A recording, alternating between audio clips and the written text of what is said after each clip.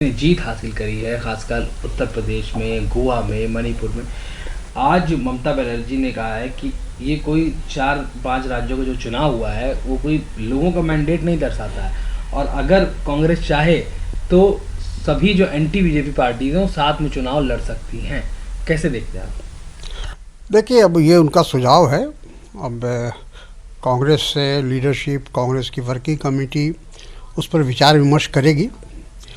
और ये बात सही है कि अब समय इस बात का आ गया है कि तमाम जो धर्मनिरपेक्ष और सेकुलर पार्टियां हैं, जिनका विश्वास लोकतंत्र में है, उनको एकजुट होना होगा, एक साथ आना होगा, अगर हम इस फासिस्ट और सांप्रदायिक शक्तियों को रोकना चाहते हैं।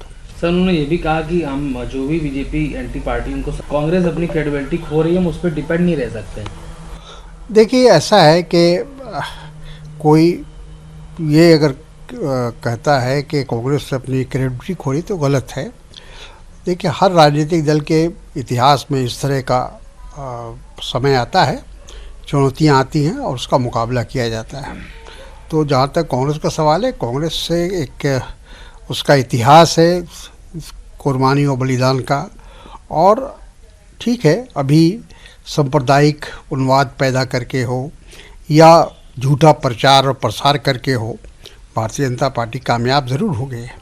लेकिन ये बातें आहिस्ता आहिस्ता लोगों के जहन में आ रही हैं और आगे आएंगी कि जो काम बीजेपी कर रही है इस देश में समाज को बांटने का, वो देश के लिए, देश के भविष्य के लिए ठीक नहीं है। एक तरीके से कांग्रेस के भीतर लड़ाई चल रही थी पंजाब में और रिजल्ट भी अच्छा नहीं है, लेकिन अभी भी सिद्धू जी ने जो बयान दिया है, उन्होंने कहा है कि जो लोग उनके लिए गड्ढा खोद रहे तो 10 फीट अंदर घुस गए, और देखने वाली बात होगी, और तमाम बातें उन्होंने कही। कैसे देखते हैं? ये देखिए, सिद्धू जी को अपनी वो जिस तरह से बातें वो करते हैं, मैं नहीं समझता हूँ कि ये उसमें कुछ दलील है, कोई सच्चाई है। हकीकत ये है कि हम लोग वहाँ हारे हैं, चाहे जिस कारण हो। वो प्रदेश अध्यक्ष थे, उनकी जिम्मेदारी थी, इससे कोई इनकार नहीं कर सकता।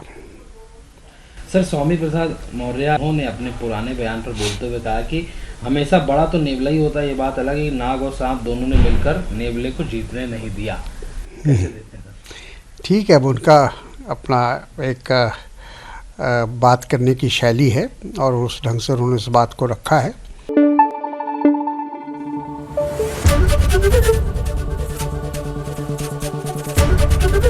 एबीपी न्यूज़ आपको रखे आगे।